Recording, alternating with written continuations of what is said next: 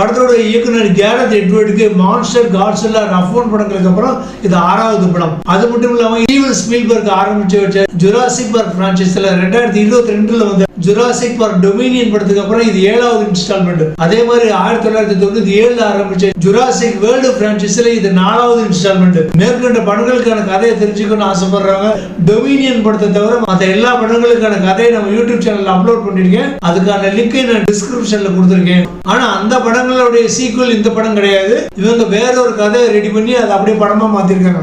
ஆனா அதே டெய்லர், அதே வாடகைங்கிற மாதிரி ஹாலிவுட் சினிமாக்களுடைய வழக்கமான அனிமல் ஹாரர் மூவி கான்செப்ட்ல தான் இந்த படம் வந்திருக்கு. என்ன எப்பவும் போல ஹாலிவுட் சினிமாக்கள்ல ஒரு பேய் படம்னா ஒரு பங்களாவுக்கு 4 பேர் போவாங்க.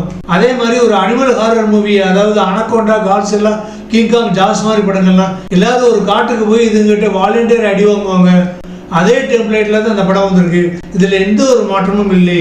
ஆனா ஒரு பெரிய அதிசயம் என்னன்னா, டைனோசர்களுக்கு சீனியர்களான கிங்காங், காட்ஸில்லா, ஜாஸ், அனகோண்டா, ஷார்க்குக்கு எல்லாம் இப்ப மார்க்கெட் போயிடுச்சுன்னு நினைக்கிறேன். ஆனா டைனோசர் தான் உலகத்தை ஆட்டி படிச்சுக்கிட்டு இருக்கு. அநேகமா நாளைக்கு மார்வல் ஸ்டுடியோஸ் பிரான்சைஸ்லயும் Spiderman, Batman, Doctor Strange, Hulk இந்த கூட்டத்துக்குள்ள டைனோசர் வர வாய்ப்பு இருக்கு. படத்தோட மேக்கிங் நல்லா அற்புதமா இருந்தது. ஃபர்ஸ்ட் டைனோசர்களுக்கு கன்சைன்மெண்ட்ல இருந்து தப்பிச்சு போறது கொஞ்சம் விறுவிறுப்பா இருந்தது. அப்புறம் ஒரு 1/4 மணி நேரம் பேசிக்கிட்டே தான் இருப்பாங்க. இவங்க எல்லாரும் கடலுக்கு போன பிறகுதான் படம் மறுபடியும் சூடு பிடிச்சு நம்மளை மொபைல் நோண்டாத அளவுக்கு பார்த்துக்கிட்டாங்க. என்னதான் இந்த படம் இப்படித்தான் போகும், இவங்க தான் சாவாங்க, இவங்க தான் உயிர் விளப்பாங்க, இவங்க தான் டைனோசர் கிட்ட இருந்து எல்லாரையும் காப்பாற்றுவாங்க, இவங்க தான் இந்த குரூப்ல பிளாக் ஷீப்பா இருப்பாங்க. நம்மளால டைட்டில் சீன் போறது ப்ரிடிக்ட் பண்ண முடிஞ்சாலும் அந்த லாகிங் ஃபீலிங் வராத அளவுக்கு நல்ல பரபரப்பா சீட்டு நுனியில உட்கார வச்சிருக்காரு இந்த படத்தோட இயக்குனர் கேரத் எட்வர்ட்ஸ்.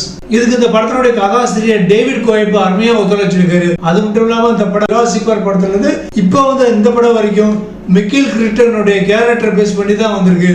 இந்த படத்துக்கான கேமராமேன் ஜான் மெர்டிஷன் ஒரிஜினலா எடுக்கப்பட்ட தீவுகள், கடல் பகுதிகள், போட்டு சம்பந்தப்பட்ட காட்சிகள் எல்லாத்தையுமே அருமையா படம் பிடிச்சிருக்காரு. இந்த காட்டுக்குள்ளே நம்மளும் இருக்கிற மாதிரி ஒரு ஃபீலிங் கொடுத்திருந்தாரு கேமராமேன். படத்தோட இசையமைப்பாளர் அலெக்சாந்திரா டெஸ்பிளட் அருமையான ஒரு பேக்ரவுண்ட் ஸ்கோரிங் பிரசன்ட் பண்ணி நமக்கு நல்லா தெரிஞ்ச கதையை கொஞ்சம் கூட அலுப்பு தட்டாத அளவுக்கு, மொபைல் போன நோண்டாத அளவுக்கு அருமையான ஒரு த்ரில்லிங் கொடுக்கு நம்மளை செட் பண்ணி ஜுராசிக் பார்க்குக்கே நம்மளை கொண்டு போய் விட்டாரு.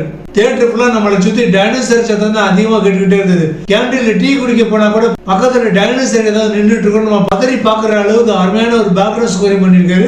அடுத்து படத்தோட எடிட்டர் ஜாபஸ் ஓல்சன் பிரமாதமா எடிட் பண்ணி படத்தை 2 மணி நேரத்துல முடிகிற மாதிரி அருமையா ட்ரிம் பண்ணிருக்காரு. எந்த இடத்துல ஒரு லாகிங் ஃபீலிங் வரவே இல்லை. த்ரில்லிங் ஃபீலிங் தான் அதிகமா வந்துகிட்டே இருந்தது. CG, animation work, production designing எல்லாமே நல்லா சூப்பரா இருந்தது. இந்த படத்தை 3Dல பார்க்கும்போது கிடைச்ச அனுபவம் நல்லா இருந்தது. ஆனா ஐமாக்ஸ்ல பாத்தீங்கன்னா இன்னும் பயங்கர எஃபெக்டிவா இருக்கும் இந்த படம்.